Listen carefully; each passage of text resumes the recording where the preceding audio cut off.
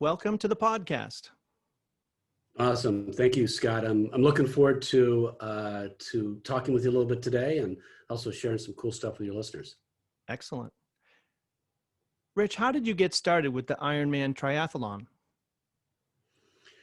Well, I think, if any of your listeners, or if you know any people that do triathlons, it's a pretty common story. A lot of us don't get started with that intention in mind. In fact, that was the case for me. Mine was quite by accident because of a health, sort of a health concern. At 51 years of age, I found myself in the doctor's office. I hadn't been feeling well for a long time. I hadn't been taking care of myself. Honestly, this sounds terrible, but I was a 2.5 packer. I was a 2.5 pack, smoked 2.5 packs of cigarettes a day. Wow. I was about 50 pounds overweight. My blood pressure was 209 over 107. And my doctor said to me, and I thought I was going to have a heart attack. And he said, no. A stroke, probably. And I don't think that was any better. So that was my wake-up call that I needed to change my life. And I was a hard-charging business person. And, I took care really well that part of my life, an executive and an entrepreneur. And I had several very successful businesses that I started and I sold. But I wasn't taking care of other parts of my life. And my health was, sort of that part that was not too good. So that's how my journey began. I just knew I needed to do something.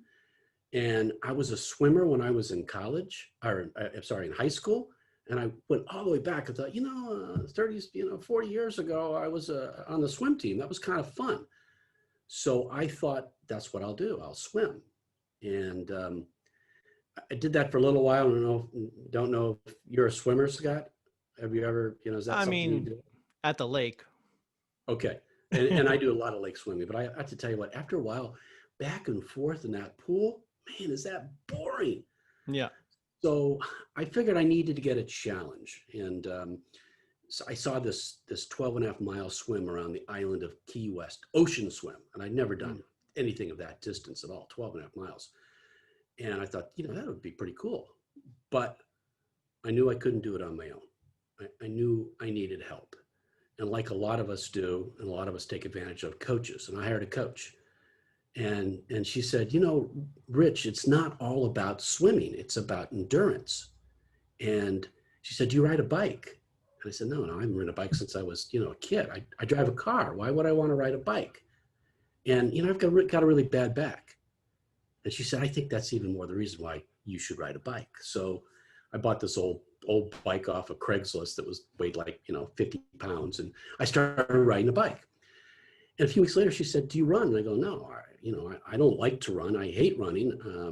I've got one leg that's a half an inch shorter than the other. And I still have that bad back. And she said, I think that's even more the reason why you should run. So Scott, before I knew it, here I was swimming, I was biking, I was running. I accidentally was training for a triathlon. And that's a story of how I got started. Wow. You've taken a lot of the things you've learned with being a triathlon athlete and applied that. So would you tell us about the Ironmind mindset and the programs you developed based on it? Yeah, sure.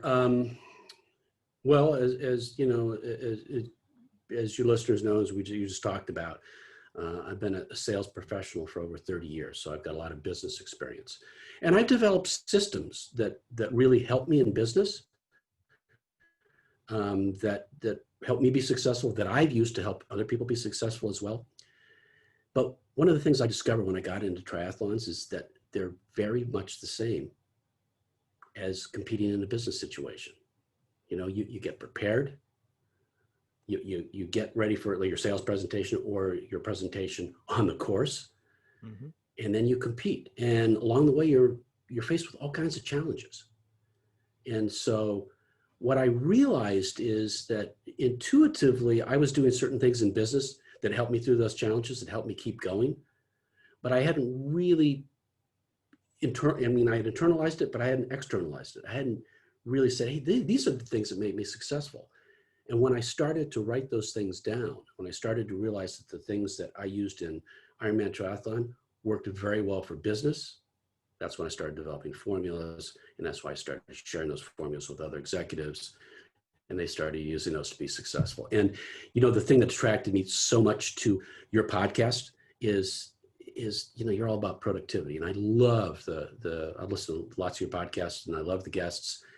And productivity in business and in Ironman is everything. If you don't know the ways to be productive and to use the best of your resources, you're not going to succeed. So it's kind of the short story of how I took Ironman experiences and moved them over to business experiences, and it's been very successful. What are some of the trends in the field of human potential, and how can entrepreneurs make use of them? Well, I think probably we all see this today, a lot of this today. When I was, a young executive, I wasn't able to understand that this was really all about the brain. But I think the science of the brain is the big change. Understanding how the brain really works, and then being able to take that information and use that effectively for being productive in business. And so I think that's a lot of the trends that you see today. And I'll just give you one example. Mm-hmm. A lot of people think that they can multitask, right? Are you a multitasker?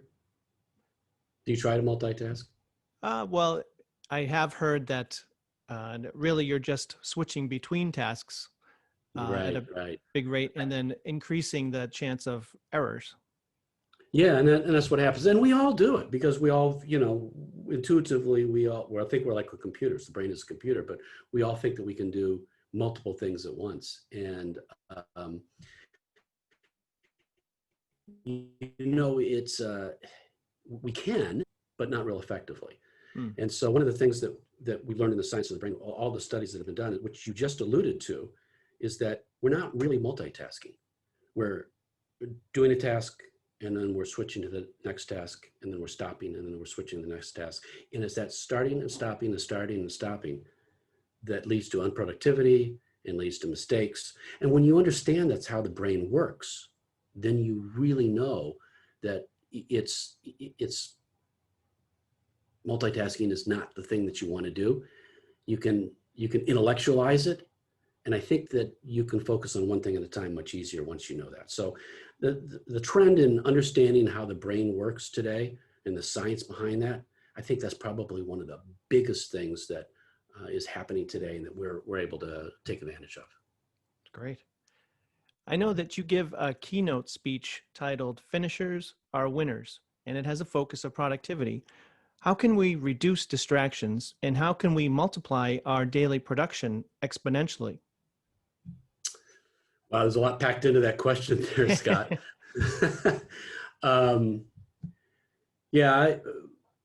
I think probably the best way for me to answer that is finishers are winners. And I'll talk a little bit about that. But I think that in order to be a winner or to be successful, and I'll tell you what my definition of a winner is, by the way. It's a little bit different than probably what most people think of. I think the definition a lot of people think of is kind of messed up, to be honest with you. But if you're going to win in anything in life, in business, and in competition, you got to have a formula. You got to have a formula. You got to have a plan that you're following, a formula for success. And there are formulas for success in almost everything in life. There really are. You just have to find the right ones that work for you. And I know you talk a lot about that with your other guests. Where do you want me to start first? You want me to talk about the definition of winning and then maybe a little formula for winning? Sure. I mean, the thing that caught my eye was that you mentioned on the website as a little bit of a bullet point to the speech of multiplying our daily production by 18x. Yes. Okay. So I was thinking that our entrepreneurs and solopreneurs really, with all the different hats they wear, I would think anything that would help them be more productive in that way. Absolutely. So here's the tie from the Ironman. So I'm 58 years old right now, And I'm getting ready to do my 8th Ironman. 2 of them were canceled this year because of the COVID, Mm, but I've transferred to next year. And so at my age, I don't have the same energy I had 30 years ago. right. Right. And so I have to be very, very in tune with how I'm going to be the most productive and what my plan is. And so I always have a plan for how I'm going to finish the race. That's always my number one thing, because it's a 140-mile race. And for those of your listeners who don't know what the Ironman is, it's a 2.4-mile swim, a lake swim, or an ocean swim. Mm, And when you're done with that, you ride 112 miles on your bike. And then when you're done with that, you put on your running shoes and you run a marathon. wow. And so in order to be successful, I have to have a plan on what I'm going to do in each of those things. I'm going to take care of myself. What happens if, the unexpected happens, which always happens to me during a race?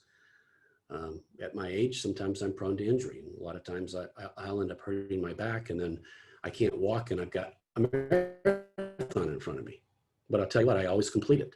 I may not be the fastest, but I always complete it because I have a plan. Your day is really very much the same. So as an entrepreneur, we wear many, many different hats, right? And sometimes that can be distracting. So that would probably be one of the first things that I would say about how you plan your day.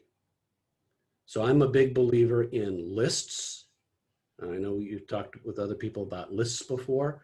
Lists are great things to help you plan what you want to do, Mm-hmm. but lists can also be distracting. So I don't have to-do lists, and I don't recommend anybody use a to-do list. I recommend they create a success list. And because it's so easy to get distracted during the day, the success list is limited to 1 to 3 things that you decided you're going to do during that day that are going to give you the biggest bang for your buck. They're going to get you the furthest along where you want to be in your business life or in your personal life as well. And so if you've got 1 to 3 things to focus on, and that's what you've got to get done for the day, you've got a much more likelihood of being successful in completing those things. And if something gets in the way, you can easily go back to that 1 to 3 things. Now, I've had a lot of people that I train that say, well, you know what, that doesn't seem like I'm doing anything. I don't feel good about just writing just a few things down. Yeah. Here's the deal. If you can get those 3 things done, then you could add more to your success list. And so that's a great tip right out of the gate about how to be really productive during the day and being able to win the day is just create a success list. Awesome. You're reminding me of a prior guest that I had on named Sarah Safari, who climbed Mount Everest. And we talked about that perseverance and, what all those times that you want to quit. And I would think it very similar to running a race, triathlon race, of course, being an extreme sport. So how do you keep persevering when times get really tough? And it must be, when you're in the middle of that ocean swim or, the last bit of the marathon. I can't imagine stringing all those together. So how are you able to persevere when the average person would quit for sure? Well, first of all, I have to tell you something. I'm the average person, okay? You just heard about what I was like when I started training. I mean, a lot of us don't take care of ourselves the way we should. So I'm really just the average person. I just learned some skills to help an ordinary person do extraordinary things. And so here's going back to formulas again. I'm a big believer in formulas. And I'll tell you, I just alluded to the fact that oftentimes I hurt myself during a race. A couple of years ago, I did an Ironman race. And I trained for 2 years, actually. I was going back to the same course that I was on. I trained for 2 years to be able to beat my time. I had a 13.5-hour time. I wanted to beat it by half an hour. And I trained for 2 years for that. And I had a really good swim. And I had a really good bike. I got off the bike. And as soon as I got off the bike and I wheeled it and handed it over to a volunteer, something horrible happened. Something snapped in my back. And I couldn't stand up straight. I was actually bent. Wow. And I had this, a marathon to run in front of me. Now I'd worked for 2 years to prepare for this race. And a lot of people at that point would have just said, you're in a lot of pain, give it up. Yeah. Give it up. But this is what I did. and I didn't give it up. And I recommend nobody give it up. First of all, you've got to declare yourself as a winner. Okay. You've got to have that in your head that you say, whatever I do, whatever I'm trying to do, if I'm trying to go after a deal, if I'm building a new product, I'm starting a new business, or I'm running a race, I'm a winner, right? Mm-hmm. So you gotta have that mindset, number one. But we all know that's not enough, right? So what happens when things don't go your way? And that didn't go my way for me. I could have quit, but I decided I needed to move forward. So the second thing I decided I was going to do was I was going to set a new goal. I wasn't going to be able to finish that race half an hour faster. At this point, I just needed to finish the race. I could hardly walk, and I had to do a marathon. And I had 6 hours left to do it. Mm. So I set a new goal, and the new goal was just finish the race. Now, we know that's not enough either, because you can't just say, I'm going to finish. You got to have a plan. Right. So number 3 was I created a plan, a new plan. And I did some figuring in my head. I realized I had 6 hours left. I couldn't run, but if I could walk a fast mile, a 15-minute fast mile, Yep, for 26 miles, I could finish the race in the allotted time, just under the 6 hours I had left. Mm. So that's what I set out to do. And I Wow. have to tell you, Scott, it was the most painful thing I have ever done. I mean, I literally had tears running down my cheeks. I bet. People were asking me, do you need help? And I'm like, yeah, but you can't help me across the finish line. So that was number 4. Number 4 is this: you've got to be determined to finish what you start. And this is where I think the difference is between winners. A lot of people think winning is first, second, and third place. And if that's the case, there's a lot of losers in life. And Right. we're not all losers, right? Right. So for me, finishing is winning. Did you know I know you're big on goal setting. 92% of the people that set out to accomplish something or set a goal do not achieve it. 92%. Wow. University of Scranton study. A LinkedIn study found it at 98%. It's still pretty bad. A little better, but still pretty bad. So if you can finish what you start, you're going to be in the top 10%. So that's why I always recommend 4 steps. Follow 4 steps, and no matter what comes your way, you can finish it. Here's the thing I love about the Ironman. The first place person and the last place person, they all get exactly the same thing. They get this really cool medal, right? But that's not the best part. Here's the best part. There's a ribbon. And on that ribbon, it says finisher. Right. Finishers are winners. That's my definition of winning. Finish what you start, and you're going to win. That's great. Just the word winning and winner reminds me of Stephen Covey and his comments about, that you want to have a win-win, and even in sales that, you both want to win. And I also noticed on your website, you talk about some excellent communication skills, level 2 and level 3 listening. So could you tell us about what is level 2 and level 3 listening? Sure. Well, first of all, level 1 listening is, what you and I are, when you and I are talking, and you may say something, I may think, well, I may be thinking at the same time, how am I going to answer that person, right? Yeah. So it's a form of listening, but not a real active form of listening. Level 2 listening is you're being a little more attentive. You're looking at all of the different things that are going on with that individual. Now, I know we're challenged today because we're doing a lot of video and stuff, but the great thing is we can see each other, right? And I can see you over the corner of my screen. Now I can see you, and I see you're looking down, and you at some notes. And if you're looking at what the other person is doing, the body tells a lot about that individual, because speech, communication, what I say is only 7% of communicating. It's only 7%. The words are only 7%. Over 50% of communicating is the body. Facial expressions, body movement, those kinds of things. So level 2 listening is you're being a little more attentive about everything that's going on with that individual. And you're not just thinking about, what am I going to say when they stop talking, right? And I think if most people were to do that, because most people listen at level 1, just level 2, I think you'd find a lot more success in communication. And if you're in sales, listening is everything.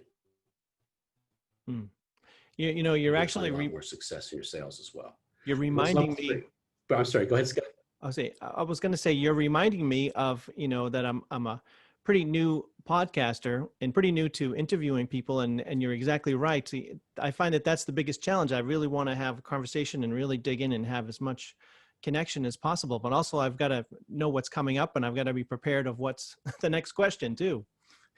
Yeah, there's and it may be a little different in your kind of a situation because you do have a lot of things going on. You got to worry about the technology as well as the conversation and the Right. time and everything else. So you get a pass for that. Well, you're talking about my goal of what to strive towards. Yeah, cool. Good. We all got to have goals, and we can, and that's the thing. Every day we learn, and every day we can get better. You ready to hear to level 3? Yes. All right, level 3 is probably one. It's the hardest. It's the hardest form of listening that there is, and that is level 2. Includes level 2 because now you're being more attentive, but you're not really thinking about anything internally at all. You've shut off your thoughts. Hmm. You're focusing 100% on the individual who's speaking, and you're just listening and taking it in. And you're not thinking about what you're going to say next or anything like that. You're really, I say this is where you add the emotion into it. You're trying to feel the things that they're saying, that their body's saying, that their words are saying, Hmm. and that you hear in their voice as well. So it's a much, much deeper level of listening and understanding. And we're for us coaches that are out there, it's probably one that needs to be, in fact, if you're in business and you're listening to people and it's a very, very personal thing that you're selling, Right. you really need to understand the emotions. You need to understand how people are feeling. And so level 3 is a really tough, it takes a lot of practice, but it's a really, really effective if you want to be able to build a strong connection between two individuals. That's great. You also mentioned on your website that you do some great work with OWL, Oracle Women's Leadership. Can you tell us about that? Well, it's one of the groups that I've spoken to a number of times. Great organization for women in business. But here's the great thing about a lot of the women's organizations: men are allowed to, and men are allowed to speak as well. So I always try to be focused on women issues because I have 3 women in my household. I have 2 daughters, Hmm. and I grew up in a household full of boys, and so it's very interesting that I see things differently today as a father of 2 very successful young women and a very successful wife as well. And so I've learned so much about some of the challenges that women have in business and in life and everything else. And so I'm passionate about how I can take some of the things that I've learned from a male perspective, and maybe those things can be applicable as well to female issues. Hmm. There are certain things that are universal, right? Yep. Yeah. Besides being a triathlon athlete and coach and speaker, what are some of the other hats you wear? You mentioned being a dad. Yeah. Well, I'll tell you what, that's probably the most being a father and husband are probably the most important jobs that I have. Why so? And it's just not one of those things that probably you think about when you're younger, Hmm. because there's so many, you think there's so many other things that are important in life. But as you get into it and you realize that there are young lives that you're responsible for and that they're the next generation, and that even though you may not think you're actively teaching, they're watching what you do. Hmm. And so I take that into account. I think in everything that I do in life is, what will my daughters say? What will my wife say? Hmm. What kind of an example am I to them as well? because they're going to, right or wrong, good and bad, they're going to learn things from me, and they're going to pass them on to the next generation. So we want to make sure that the things that we're imparting will be of value to that next generation. So yeah, I think that's probably the most important job. What's a hobby you enjoy that most people may be surprised about? I consider my triathlon as a hobby. I mean, I've done a lot of different things in my life, and I used to be a big golfer. I don't have time for that now. When you're even when I'm not training for a big race, I still work out 10 to 15 hours a week. So, with being a coach and having my own business and training for triathlons and tending to my family, not a lot of time for other things, other types of hobbies. I've been a scuba diver instructor, and I like mountain climbing, and there's all kinds of things that I've done that I don't do right now. And I think, right there, Scott, that's kind of a lesson for all of us. Right. Is this: we can do anything that we want to do in life. I really believe that. We can do anything we want to do. We just can't do everything. Right. Yeah. Well said. Talking about that reminds me of a discussion I just had last week about passion compared to a career. And what I was thinking when you were talking was, why doesn't Rich make the Ironman Triathlon his full career? So what in your mind is the balance between, your passion or a hobby? I couldn't call the triathlon athlete role for you as being a hobby, because it's so much more intense and so much more involved. So why not make that your career? Well, one really good reason: I'm old. So most of the professionals that are doing this are in their 20s or maybe their early 30s. And right. So just to kind of give you an example here, I told you that that one race that I was trying to beat my time was 13 and a half hours. The professionals usually come in about the 9-hour mark. So it's a pretty big time gap. Right. So, I think you can do, going back to the thing, you can do anything you want in life. You have to be realistic about it as well. Right. I can do an Ironman triathlon, and I can have my own goals, but it's not very realistic that I'm going to be, at this stage, a professional in my life. But Scott, I'm so completely satisfied with having it as an extreme hobby, maybe you could call it that, an extreme hobby. Yep. And then having experiences from that I can share with other people to help them in their lives. And there's very few of us Ironman triathletes out there, so the learning that I've got, I'm not helping other Ironman triathletes. In fact, your listeners may not know this, but 1% of the population has completed a marathon. 1%. They probably know a lot of runners, but 1% has completed a marathon. 1/100th of a percent has completed an Ironman triathlon. Right. So it's a pretty small segment. So I take what I learn and not necessarily do I share it with other Ironman triathletes because they've got their own thing, but I'm able to take those same success factors and help other people with them. And I think that, to me, that's the greatest joy. That's great. Before our final question, where can people go to find out more about you and the work that you do? Real simple, Scott. I think you've alluded to a number of times to my website. That's a great place to start. www.ironmindsuccess.com. Ironmindsuccess.com. Because for me, it's all about the Iron Mind and having the ability to push forward and finish what you start. So that's a great place where people can go find out more about me. There's a blog there that you can access. And if you want to follow me on social media, you can find me on Facebook, you can find me on Twitter or Instagram at Ironmind Code. Ironmind Code. Okay. What's one powerful action step that our listeners can take to help them live a more fulfilling life?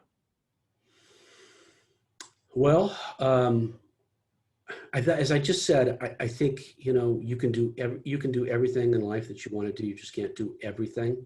Hmm. And to me, it's all about time. The time that we have. It's the one thing that we're all going to run out of. At some point in time in our lives, we're going to run out of time. And that a lot of people have seem to be way more productive than others, even though we all have the same 24 hours in the day. Mm-hmm.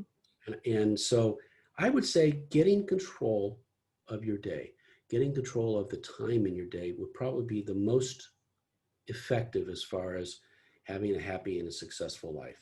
And that's not just being productive in business, that's having the time to enjoy with your family, or having the time to spend time on your own hobby, or the things that you find that are important in life. Unless you know how to manage that time, it's going to be really tough for you. And so um, the best way to do it is start with how you spend your time. And Scott, if it's okay with you, I'd like to offer a special gift to your listeners. Of course. Okay, so it's Thank you. right, great, awesome, because it's right around this time thing. And I've developed a system that I call Time Savers. And here's what it is. Here's why I developed it. First of all, I developed it for myself. Hmm. I wanted to train for my first Ironman Triathlon. And you heard me say earlier that the training is 20 to 24 hours a week. Now, how do you find that kind of time? Right. 20 to an extra, that's like a part-time job, right? Yeah. So how do you find that kind of time? So I really inspected everything in my life, everything that I did, down to the detail. And I discovered that there were some areas that I could repurpose my time. And so when I did that, here's what happened. I actually found 17 hours a week Wow. that I could repurpose and not miss. That's the thing. I didn't miss those hours at all.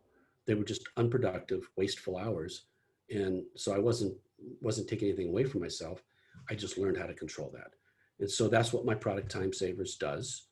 And it's a 30-minute audio with a formula, because I'm big on formulas, Mm-hmm. that'll show you exactly how to reclaim time. And most of the people that use this product are able to find at least 10 hours in their week that they were able to reclaim, that they can use for a hobby, or starting that new business, or anything that they want to be able to do in life. That's great. And so And yeah, they get anyway, that through your. I'd love for your listeners to be able to have access to that, and at no charge. Great. So they just go to your website for that. Yeah, I'll tell you what, go to my website, and it's ironmindsuccess.com Mm-hmm. /book offers. Okay. You'll see a bunch of stuff there, but you'll see that Time Savers product, and you'll be able to click on that link and be able to download it and get instant access. It is something you can do very, very quickly and get an immediate benefit from, because that's what it's about. If you're going to spend any time on something, you want to get an immediate benefit, and you'll be able to do that with this product. Well, Rich, this has been a real pleasure. You've given us a lot of wisdom, and through all of your experiences and your good works. We really appreciate you coming on to the show. Scott, thanks so much for having me. I've enjoyed it, and I'm looking forward to all of your upcoming podcasts.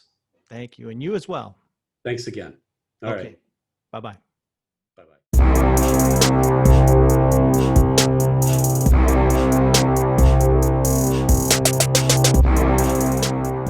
I hope you had your coffee, because today's episode on All the Hats We Wear is a great one.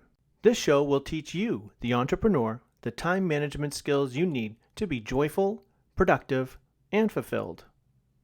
I'm your host, time management coach and productivity expert Scott Snow. This is episode 42. We have an inspirational guest on today. Dr. Richard Greene is a 7-time Ironman triathlete, performance expert, and business coach. His Ironman sales success formula has been featured on ABC, CBS, NBC, and Fox.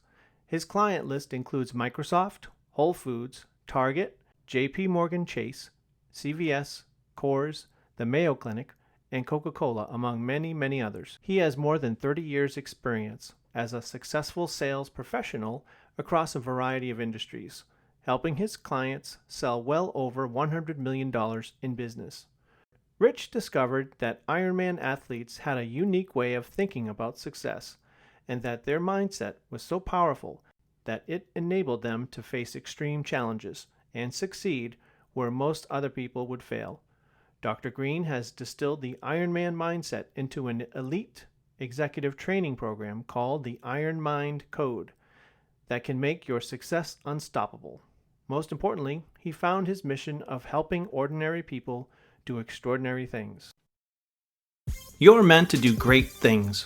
If you want to be an innovator and visionary, you have to manage your busy life like one. The All the Hats We Wear planner is the planner for the future. I want to give you a free month of the planner to try out for yourself. Nothing will slip through the cracks anymore. When you use the All the Hats We Wear planner, you'll have everything you need at your fingertips. All of your goals, a vision statement, a list of daily habits, and a checklist to track your progress. Key information for the small and large projects on your plate. Daily sheets to clarify your top outcomes for each day. A week at a glance section to plan for the coming weeks, and much more. The All the Hats We Wear planner will be your roadmap to a more joyful, productive, and fulfilling life. To claim your free month so you can see for yourself how it will streamline your busy life, visit allthehatswewear.com.